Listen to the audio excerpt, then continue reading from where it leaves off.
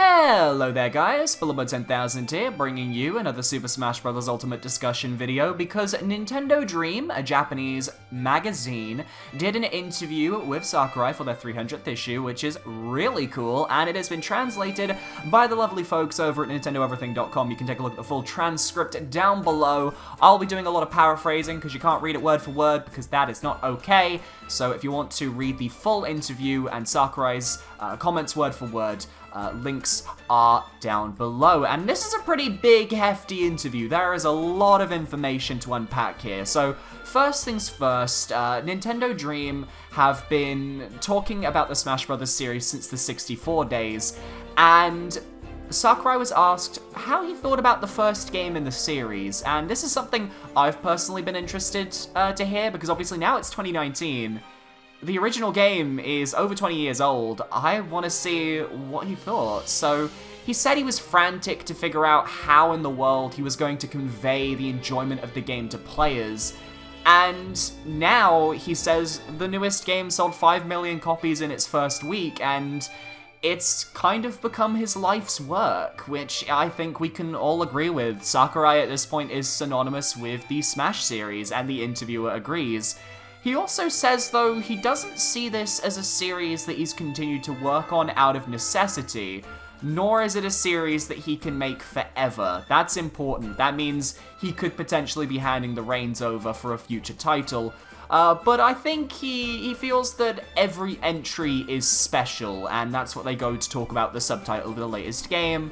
And I agree, every single Smash game is special in its own way. The original Smash game is special in that it introduced us to Smash. Melee is revered among the community. Super Smash Bros. Brawl brought us in third-party characters, had a brilliant subspace mode, which a lot of people found pretty special, and Smash 4 just kind of tightened up the controls, gave us some great DLC.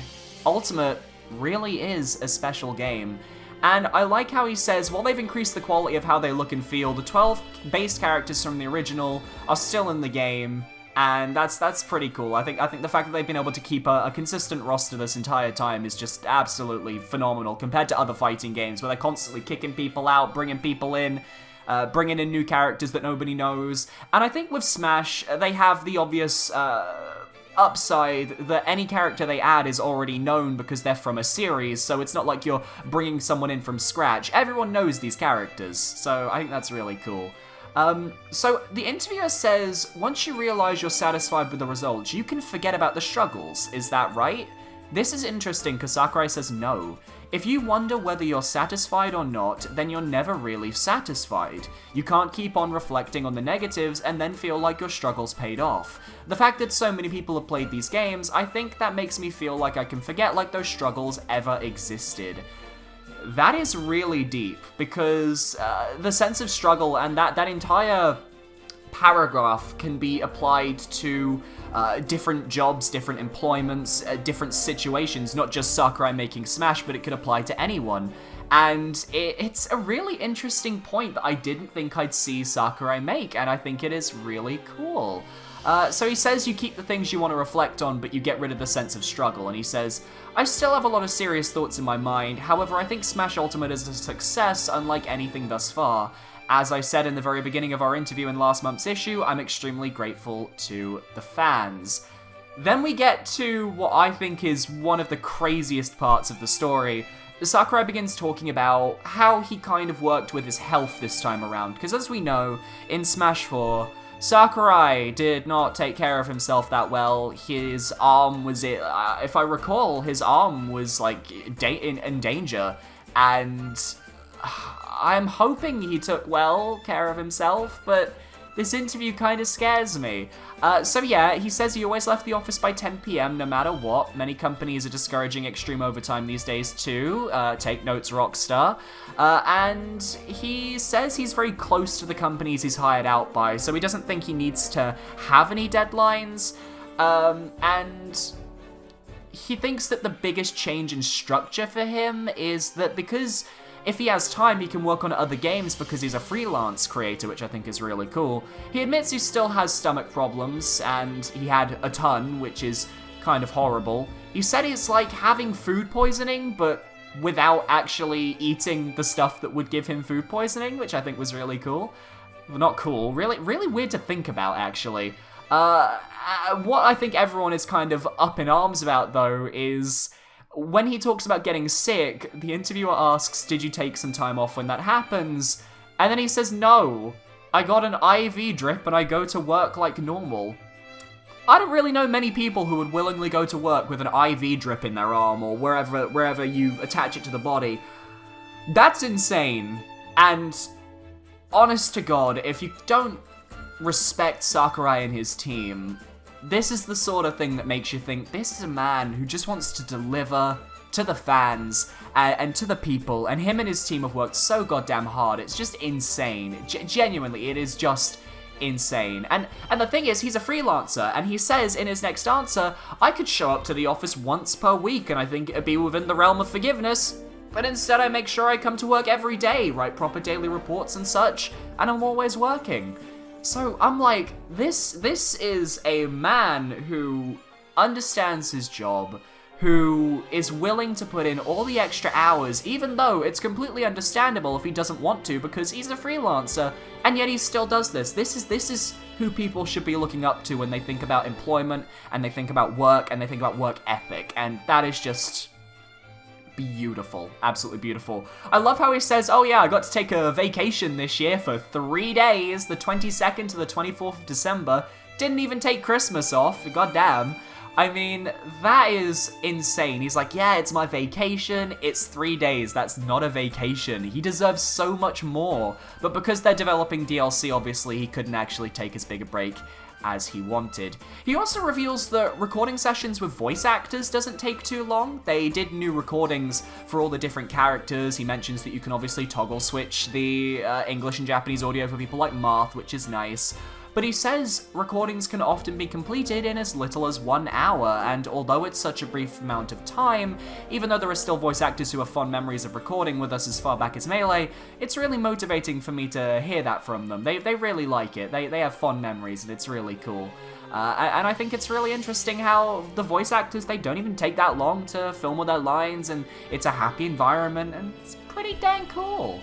So then they get into bosses, and the the interviewer asks, since there are many bosses that show up in Smash Ultimate, we would like to ask where you start when imagining how to implement bosses. Do you start with the idea of recreating the fight from the original game? And Sakurai says, not necessarily. He says, how would the original game's boss fight go if we interpreted it for modern times? That's really cool. Instead of just remaking a boss fight, they modernized them. And that, for me, especially when you think about like Dracula or Marks, that's pretty damn interesting, and I would love to see just how they design these boss fights. It's genuinely really interesting. I'd recommend reading up on this part of the interview because I loved reading through it. He mentions, obviously, since Smash Bros. Is on a 2D plane, if they try to reproduce the original bosses as is, they could become inferior because, you know, some of these bosses come from 3D games. Look at Monster Hunter, for example, with the Rathalos. And I just love what they discuss with the Rathalos. I won't go into it here, but you guys can take a read for it yourself. It is truly beautiful. I absolutely love it. They say Marks, who's from Kirby Superstar, always struck us as a versatile boss, but in Smash Ultimate, his attacks have even more flair to them, and Sakurai says, you know, Marks used to be even scarier. I told my staff to make him more like a horror monster, and they decided, because he has this personality where he deceives people with a cheerful smile, he acts very bizarre and there's just something supernatural about him, and they wanted him to, have a kind of theme in order to keep a good balance, and obviously, Marks was the horrific one, because they couldn't take something from Fatal Frame, could they? That would have been a bit too far. And I like how the interviewer says he's even more terrifying than Count Dracula in that sense, and Sakurai agrees. Speaking of Dracula, there's a scene in the original game where you decapitate him, but we couldn't include any dismemberment in Smash because of the rating. That's why in Smash Ultimate you can't cut off Rathalos' tail either, however we did make it as if you had destroyed his tail though.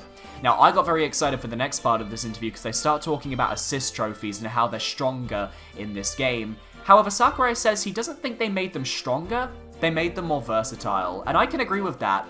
Instead of assist trophies just spawning in and doing one thing, a majority of them do a lot. They jump, they duck, they fight, they attack, they have different moves, and I think that really kind of just puts these assist trophies above all the other ones in the series, and I think that's really cool. And it's just really awesome. He also goes on to say that oversimplifying it and saying we made the assist trophy stronger doesn't do them justice. They made them more lifelike, and you gotta pay attention to when they're on screen. The opportunity for assist trophies to appear is also rather frequent as long as you have items on, and I agree with that. Now, they do go into spirits mode and assist trophies, which I was personally interested in because I wanted to know how they kind of decided when are they going to put this assist trophy into this fight, and because sometimes you would get assist trophies in fights that aren't about that specific assist trophy spirit.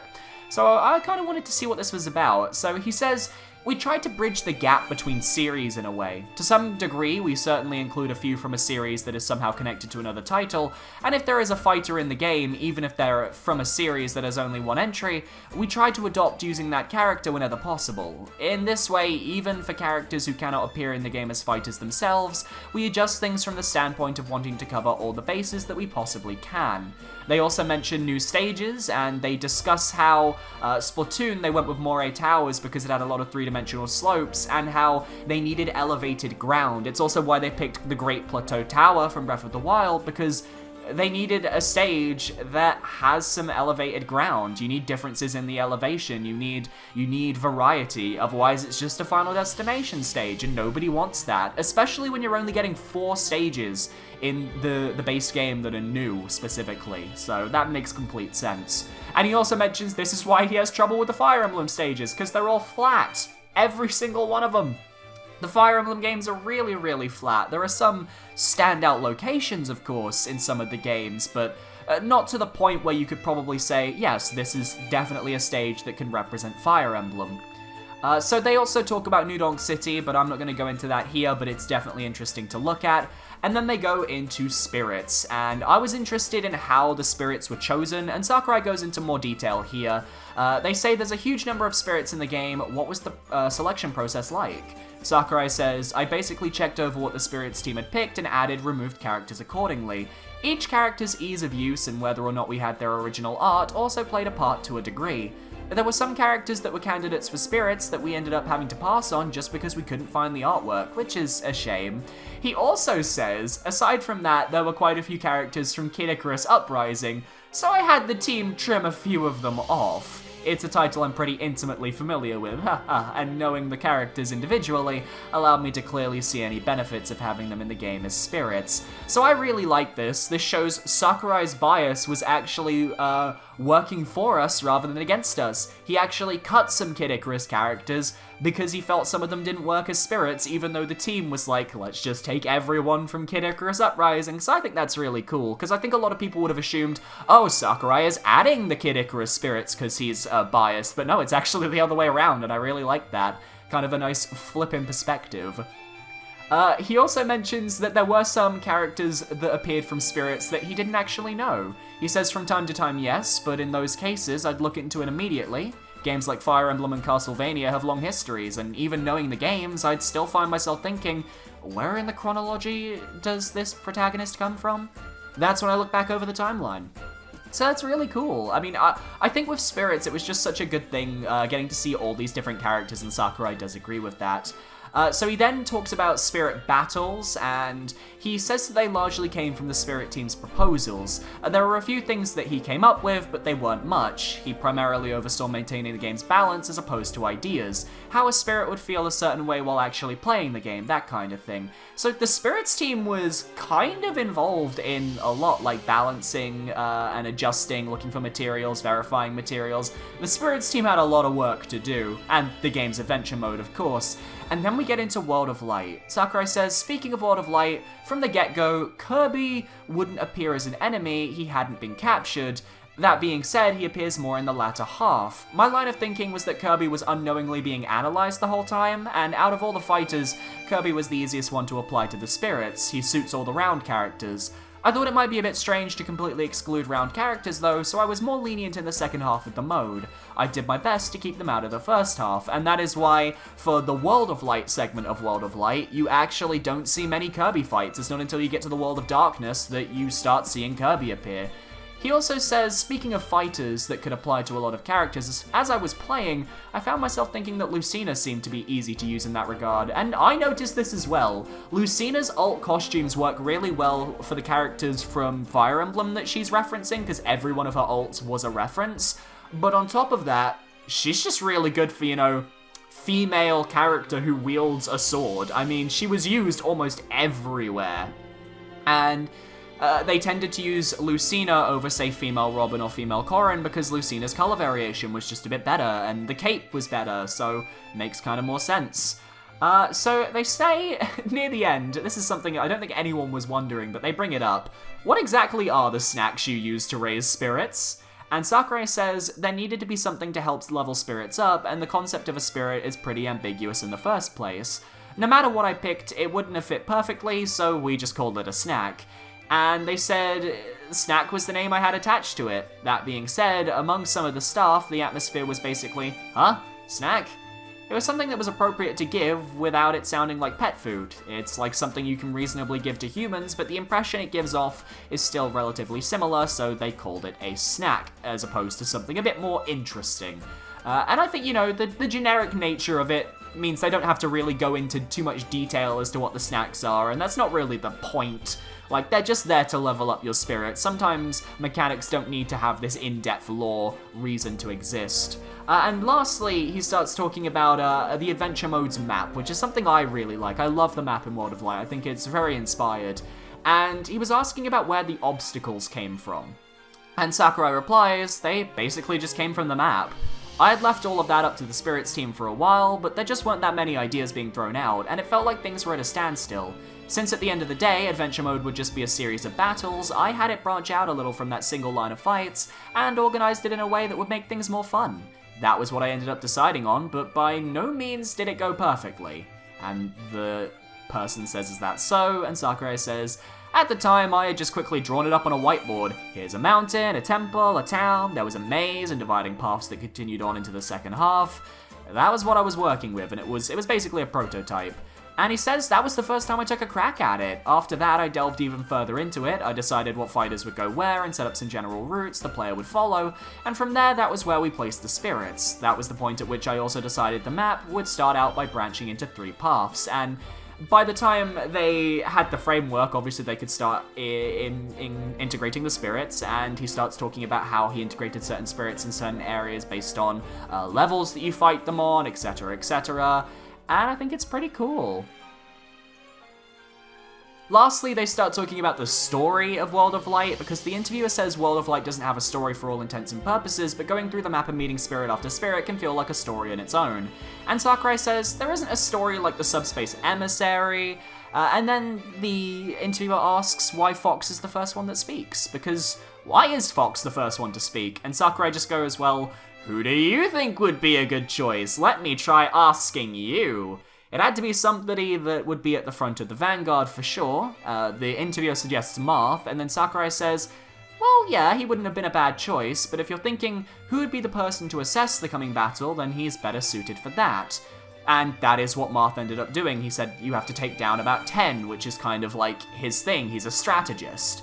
Surprisingly enough, though, there were only a few characters that could actually talk. And yeah, that's really true. There are not a lot of characters in Nintendo's canon that have canon voices. And talking about Fox, he basically explains that it wasn't necessarily that Fox has been around since the beginning of Smash and that, yeah, he deserves this role. It was just that he got it given to him instead of the other fighters. It fit him the best and they put him in front. Now, lastly, we get to talk about this beautiful moment. The ending of World of Light. You get a Control Master Hand. I really wanted to see what Sakurai was going to say about this, and he says, it's something I wanted the player to be able to do at least once. In the previous game's debug modes, you could move him around for a bit, but I felt it would be fun if you could actually control him. It's almost as if his finger beams are his down special. It's like you're forcibly taking control of him, even so it feels fresh to play as him, and I just wish there was a mode that we could play as him, and we could, like, have someone play as Master Hand and then have people playing as not Master Hand and fighting him, and it would be so cool. And yeah, that is the interview. So the big thing to take away is there's just a lot more information on World of Light, on spirits, on assist trophies as well. Not specific assist trophies. Once again, if there's an interviewer out there, whoever gets the chance to talk with Sakurai, maybe drop a hint on Isaac, see what his thoughts are. That'd be great. That's never gonna happen. But I like that he kind of talked about a lot of stuff that we haven't heard him talk about in public yet, and I'm just really glad that we got this interview. It's a really good read. I would really recommend it. So, links down below if you want to read this translation for yourself. Thank you once again to Nintendo Everything for your amazing translation. And I'm gonna call it there. Thank you for watching. I hope you guys enjoyed. If you enjoyed, make sure to leave a like, comment, and subscribe. Don't forget to check out my channel because I am now going to be covering Pokemon Sword and Shield information as well as other Nintendo stuff. And I'm currently still going through my Smash Classic modes. So thanks for watching and I'll see you guys next time. Goodbye.